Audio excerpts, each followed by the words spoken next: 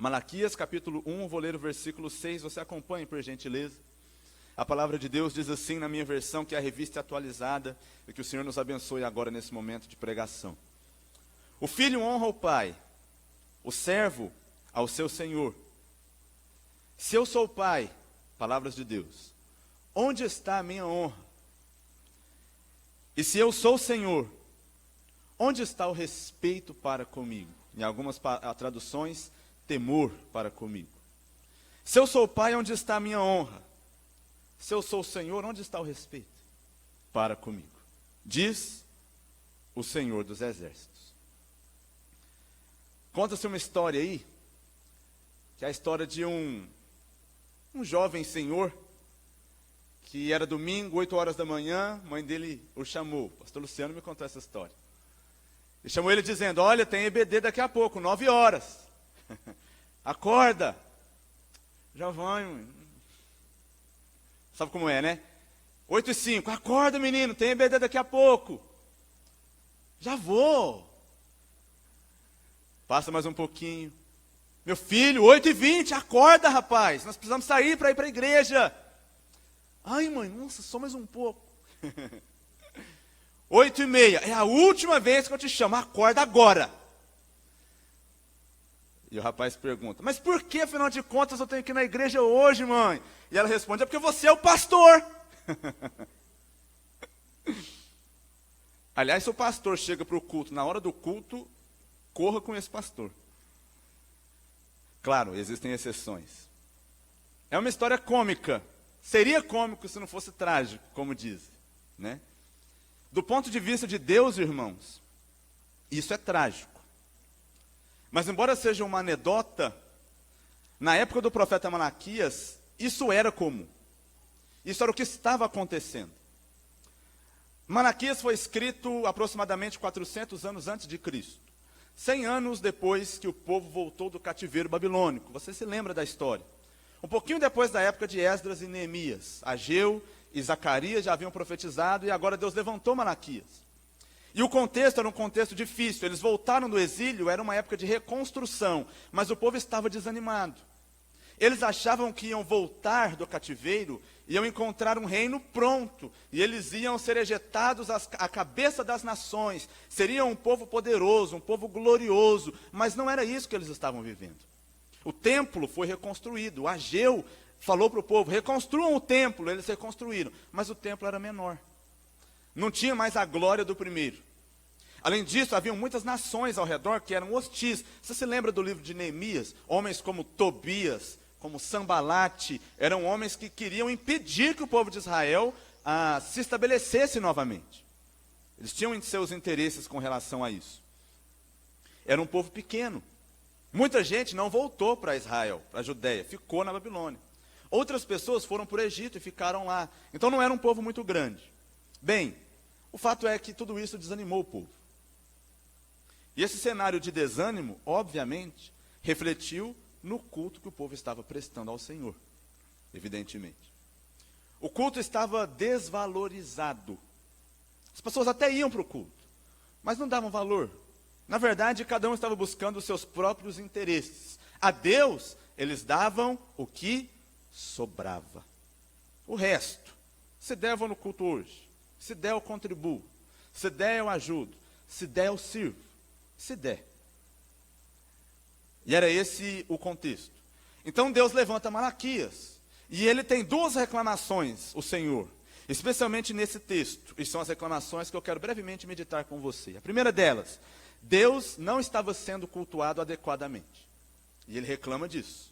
O culto que está sendo oferecido, eu não quero. Segundo, a motivação no coração do povo estava errada. Eles até iam para o culto, mas a motivação deles, no fim das contas, não era mais adequada, não. E a tese que nós vemos nesse texto, irmãos, é a seguinte. Deus se revela de várias maneiras. Ele se revela como Pai, ele se revela como Senhor, ele chama-se, em duas ocasiões, de grande rei. Ele diz, eu sou um grande rei. Ele diz que ele é Senhor, e ele é Senhor não só sobre Judá, sobre a Judéia, mas sobre todas as nações. Ele se chama de Senhor dos Exércitos várias vezes, e ele fala sobre o seu nome. O meu nome é grande e é terrível. entre as nações. A santidade do seu nome. A ideia é mais ou menos a seguinte: vocês não me adoram como deveriam, porque vocês não estão entendendo quem eu sou. A visão correta de Deus vai despertar o culto correto a Deus. Você vai cultuar de acordo com aquilo que você entende que Deus é. Se você entende que Deus é o seu amigão, você vem para o culto como lidando com um amigão. Se você entende que Deus é o seu colega de escola, você vem para o culto achando que vai se encontrar com o seu colega de escola. Se você entende que Deus é o Papai Noel, se você for um bom moço, ele te dá um presente no fim do ano, então você vai tratá-lo como se ele fosse o Papai Noel. E esta visão vai interferir no seu culto. Só, irmãos, que esta visão é a visão que tem sido mais apresentada por aí, mas não é a visão bíblica. Não é a visão bíblica. Aliás, você se lembra de quando algumas pessoas na Bíblia encontraram-se pessoalmente com o Senhor, o que aconteceu? Diz, por exemplo, o profeta Daniel, que quando ele teve uma visão, uma teofania, quando ele viu a pessoa de Deus manifestando-se a ele, ele caiu no chão como morto e passou semanas se sentindo mal. Se você se lembrar, por exemplo, de Pedro, Pedro estava diante de Jesus e quando ele percebeu quem Jesus era, ele falou: Senhor, afasta-te de mim, porque eu sou um pecador. Foi o que Pedro disse. Se você se lembrar, por exemplo, do apóstolo João, lá na ilha de Patmos, quando ele viu a glória de Deus, ele cai como morto.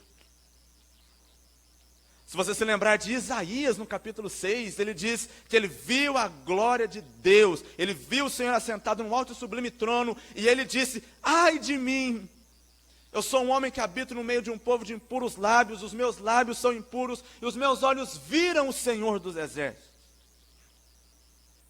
Quando na Bíblia homens se encontravam com Deus, eles temiam. E eles se prostravam, porque era a única atitude possível. Deus está falando assim: o filho honra o pai. Se eu sou o pai, onde está a minha honra? E aqui tem um detalhe muito importante. Geralmente pessoas dizem no nosso contexto atual: não, fica à vontade, faça o que quiser, você está na casa do seu pai. Sabe qual é o problema?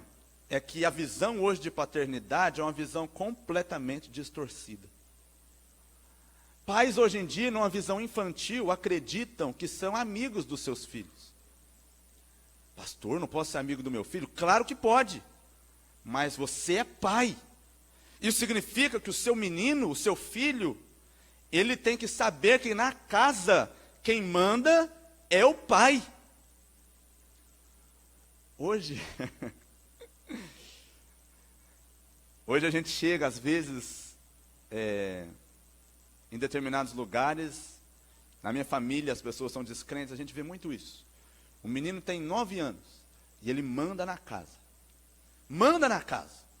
Tem uma televisão, quem vai assistir? A criança, que é o desenho dela. Ele fez sujeira, quem vai limpar? Os pais, porque a criança não pode limpar, os pais têm que limpar. E eu sei que nessa hora algumas pessoas estão dizendo: ei, pastor Carlos, quando você tiver o seu, você vai ver. Olha essa natureza pecaminosa em me desejando mal. Não estou dizendo que os nossos filhos vão ser santinhos. Não é isso. O que eu estou dizendo é que a noção bíblica de paternidade é que os pais, antes de quererem o amor dos seus filhos, querem a honra. Então o filho pode não amar o pai, mas enquanto estiver debaixo do teto, eu já ouvi muito isso. Enquanto os seus joelhinhos se dobrarem debaixo da minha mesa na hora do almoço, quem manda sou eu. E é isso que o pai está falando aqui. É essa honra que Deus está requerendo. Então esse conceito aí: não, você está na casa do seu pai, faça o que quiser, fique à vontade. Não, senhor. Na casa do seu pai, você deve honrá-lo. Você deve respeitá-lo. As palavras aqui, honra, é a mesma palavra que nós temos no hebraico para glória. A palavra kabod. Por exemplo, quando Ezequiel tem aquela visão e ele fala ikabod, que significa foi-se a glória de Deus. É essa palavra aqui. A palavra que na minha tradução aparece como respeito é a mesma palavra para temor, reverência e tremor. São sinônimos. E eu temo, irmãos, que assim como esse povo de Malaquias capítulo 1, o povo de Deus de hoje esteja no culto desonrando a Deus. Desonrando a Deus. O Senhor estava sendo desonrado, e era desonrado pelo seu próprio povo. E nós vamos ver como isso acontece. Agora olhando para o texto, espero que você esteja com a Bíblia aberta aí. Em primeiro lugar, Deus está sendo desonrado em nossos cultos. O versículo 7, Deus falou, né? Onde está a minha honra? O povo pergunta no versículo 6 ainda, em que nós estamos desprezando o teu nome? Deus fala, o povo ainda retruca. Mas Deus responde. Em primeiro lugar, no versículo 7, vocês oferecem sobre o altar pão imundo, e ainda pergunta, em que te havemos profanado? Olha, essa ideia de pão imundo, é porque naquela época no templo havia uma mesa. Nessa mesa havia 12 pães. Quem foi aluno de tabernáculo aí recentemente vai se lembrar. Mas você lê o Velho Testamento, você vai se lembrar disso. E havia 12 pães, e havia uma receita específica que Deus havia estabelecido para o pão.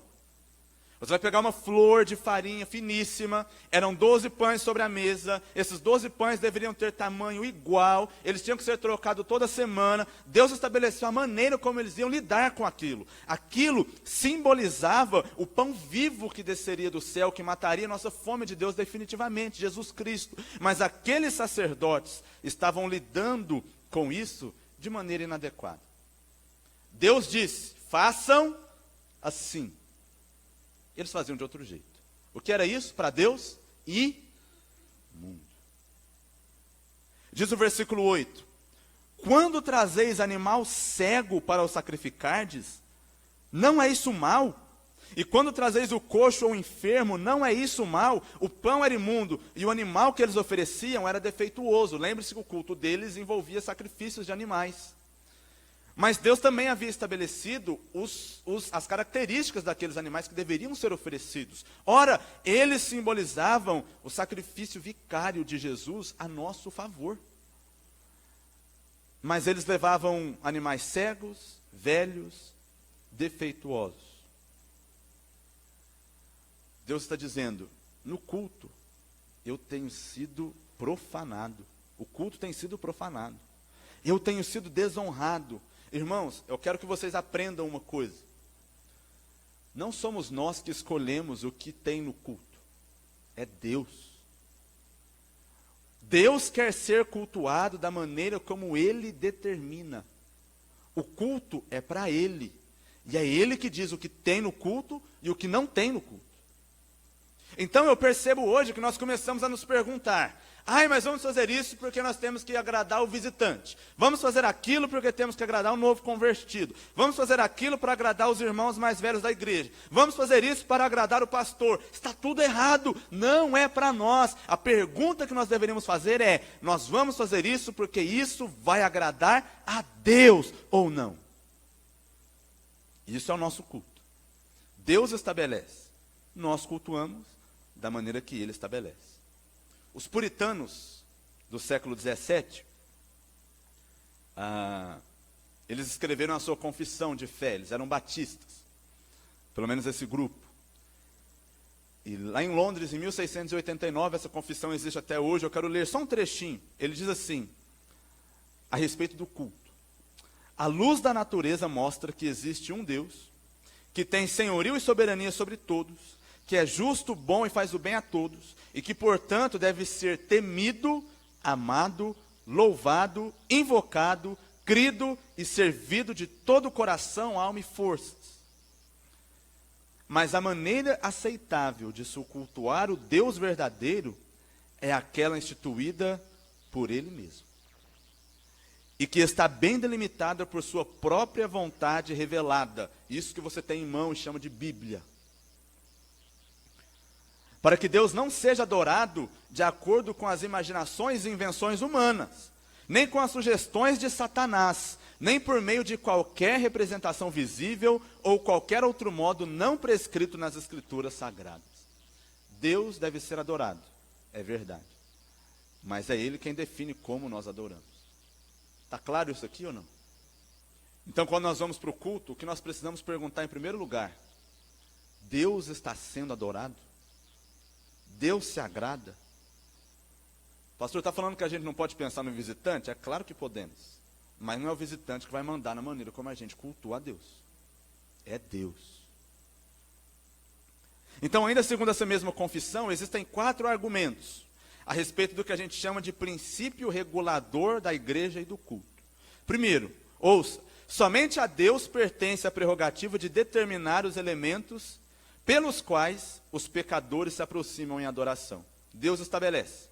Segundo, a introdução de práticas extra-bíblicas, ou seja, aquilo sobre o qual a Bíblia não fala, tende inevitavelmente a anular e menosprezar o culto designado por Deus. Quando você acrescenta outras coisas, é como se você estivesse dizendo: não, Deus, eu sei que o Senhor estabeleceu isso aqui, mas vamos dar uma melhorada.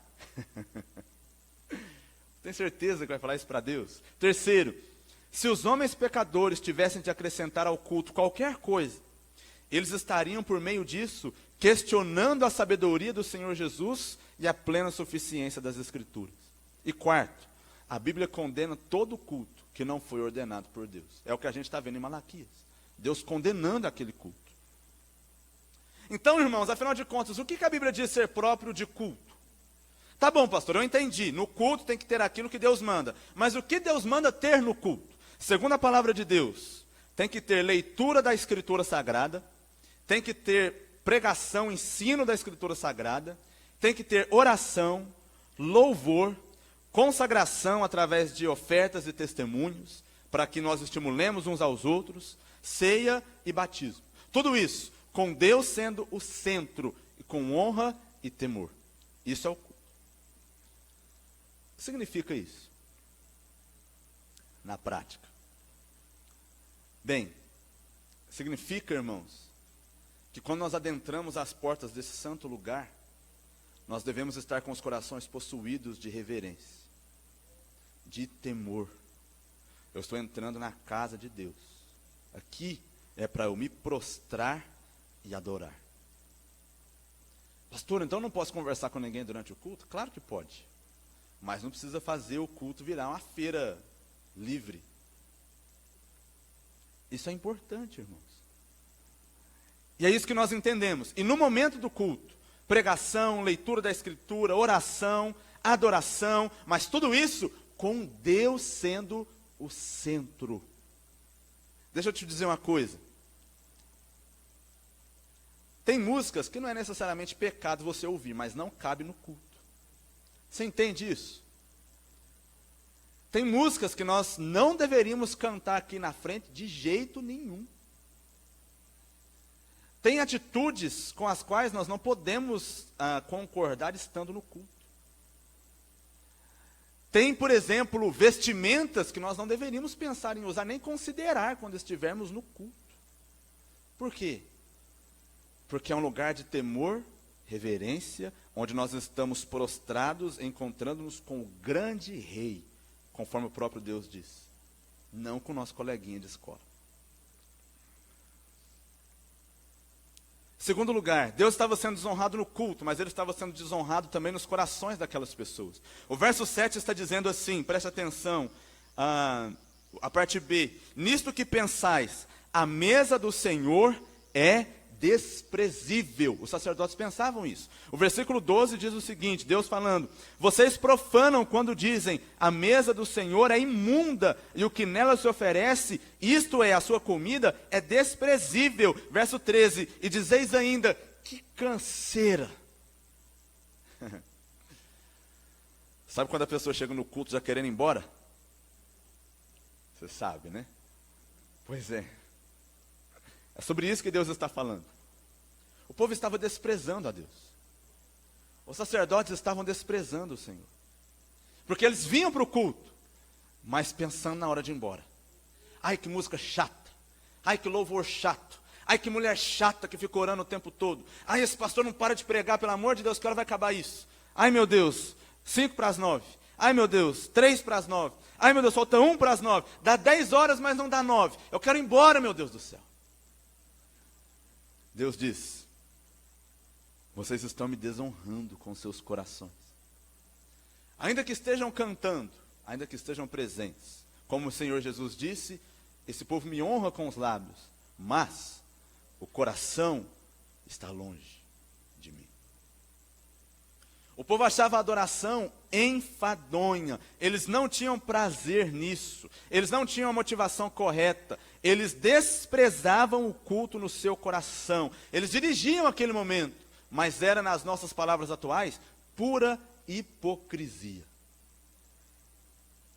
Dentro do culto. E Deus está dizendo: vocês estão fazendo isso.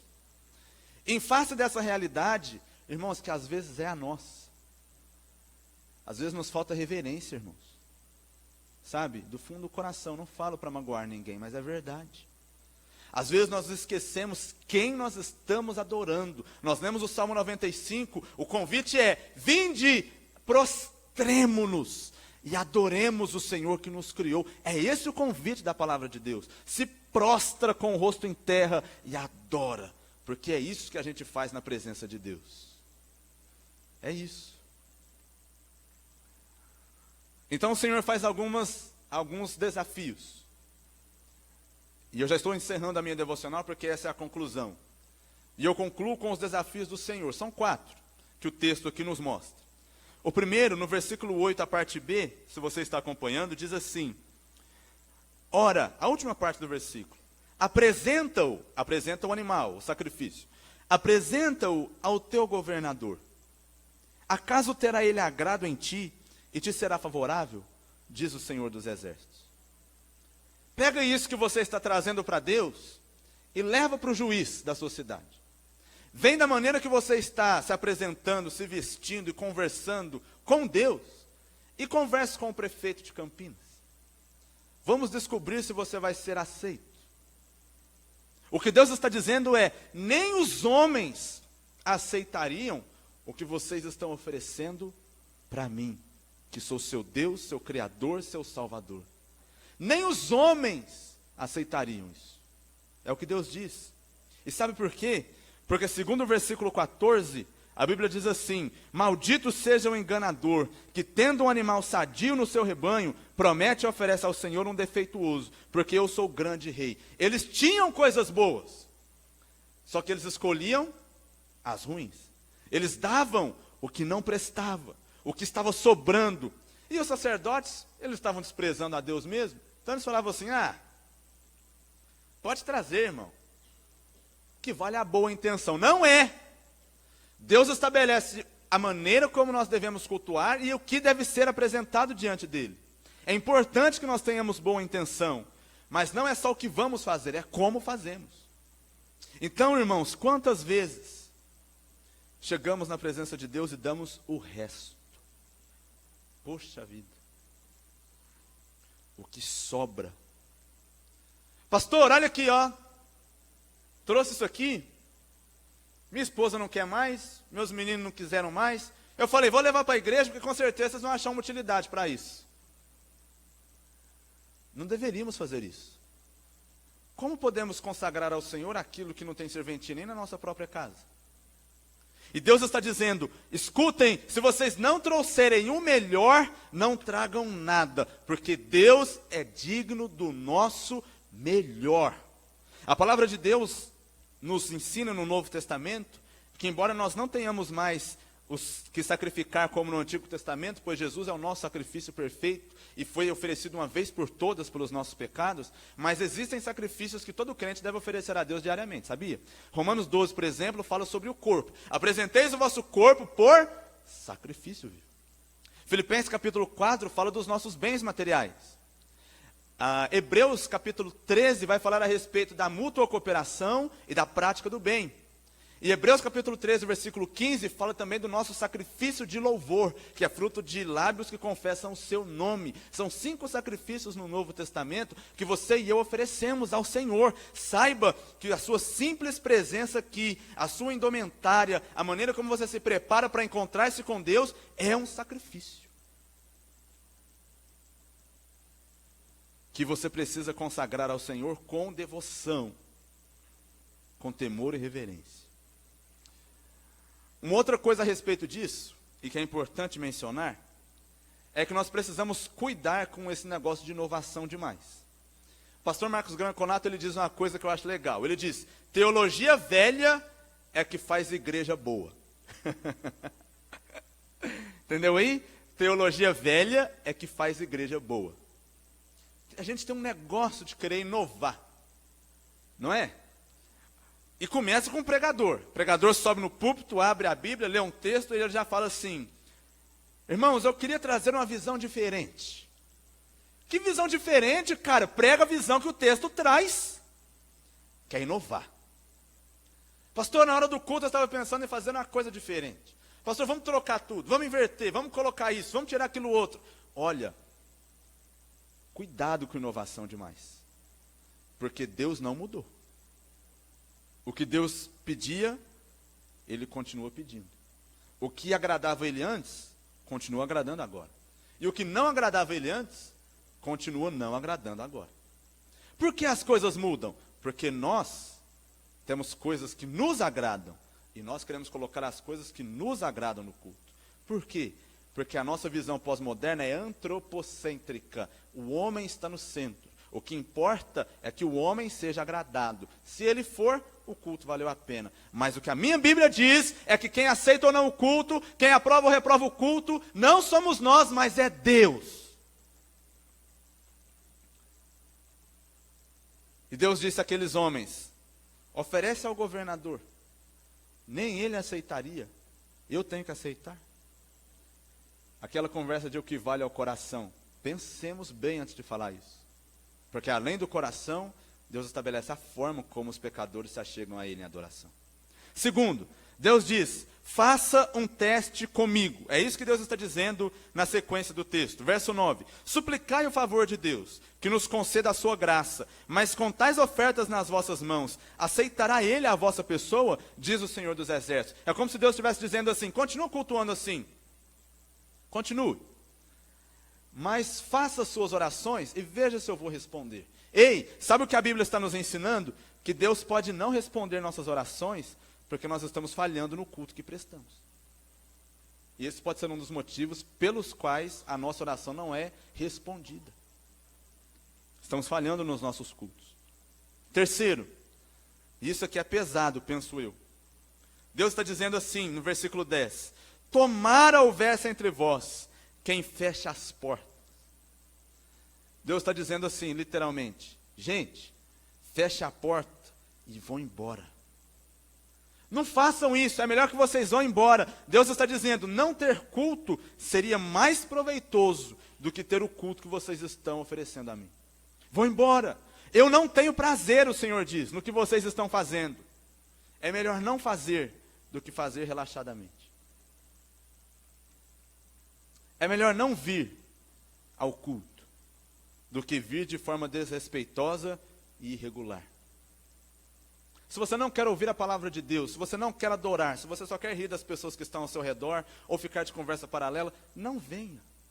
O WhatsApp está aí para isso, não precisa vir. É o que Deus está dizendo. Recentemente, eu falo isso sem medo de errar, uma banda de rock cristão, rock evangélico, sei lá como você quer chamar isso, que é a chamada Banda Resgate, que é bem conhecida inclusive, fez uma apresentação na 8ª Igreja Presbiteriana de Belo Horizonte. Não tenho nada contra a igreja presbiteriana, é uma igreja de respeito com uma tradição a ser valorizada. Mas eles estavam chamando aquilo lá de culto. Primeiro, não é culto aquilo lá. E aí eles falaram assim, agora nós vamos cantar um hino aqui, um hino tradicional. Está no YouTube para quem quiser ver. E esse hino nós vamos cantar, chama-se Atirei o Pau no Gato. E aí todo mundo com as suas guitarras e tocando Atirei o Pau no Gato, ao som, colocaram essa música na melodia de uma música do Pink Floyd, que de cristã não tem nada. Estavam louvando a Deus, segundo eles. E todo mundo batendo palma. E o povo falando, que benção, esse culto está muito animado. Podia ser um show legal, mas não era um culto. Não era um culto. E o que Deus está dizendo é, parem com isso e vão embora, fecha a porta, é melhor. Isso é o que a palavra de Deus diz para a gente.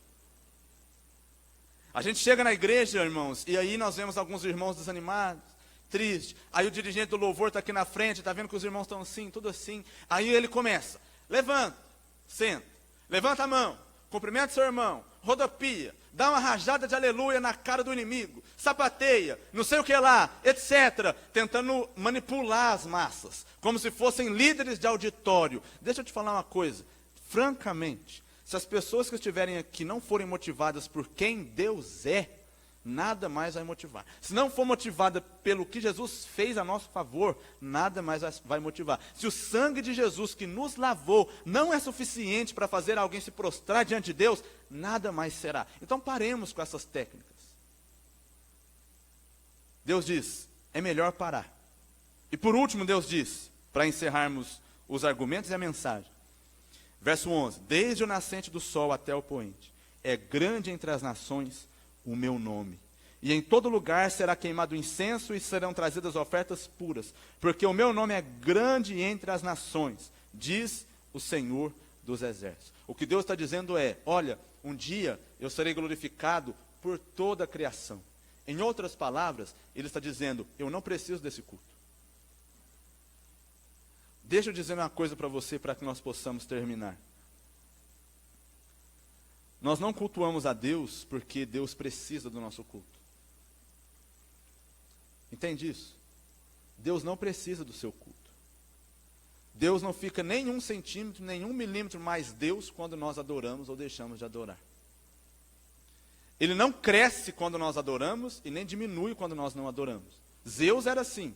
A mitologia grega fala de deuses assim, que dependiam da oração do seu povo. O Deus da Bíblia não precisa de nada. Aliás, se não existisse nada, Deus continuaria sendo Deus. Do mesmo jeitinho. O culto, irmãos, não transforma Deus. Transforma quem cultua. Não é Deus que precisa do meu culto. Sou eu quem preciso do culto a Deus. Para ser um crente melhor, um cristão melhor, alguém mais parecido com Ele, mais próximo dEle e que desfruta da presença dEle. Deus não precisa de você, nem de mim. E essa visão era a visão que aqueles sacerdotes tinham. Nós vamos fazer porque não tem mais ninguém para fazer. Deus está dizendo, não precisa fazer não. Fechem a porta e vão para suas casas. Cuidem da sua vida. É melhor fazerem isso do que virem me cultuar do jeito que estão fazendo. Um dia eu serei glorificado por toda a terra. Vocês concordando ou não. Eu não preciso disso. E é verdade. Eu termino do mesmo jeito que eu comecei. Qual é o problema nosso hoje? É que nós esquecemos de quem é Deus. Deus não é o seu colega. Ele é o grande rei, cujo nome é grande e temível entre as nações, e diante de quem o seu povo tem que adorar, se prostrar e reverentemente adorar. Esse é o Deus que a Bíblia apresenta.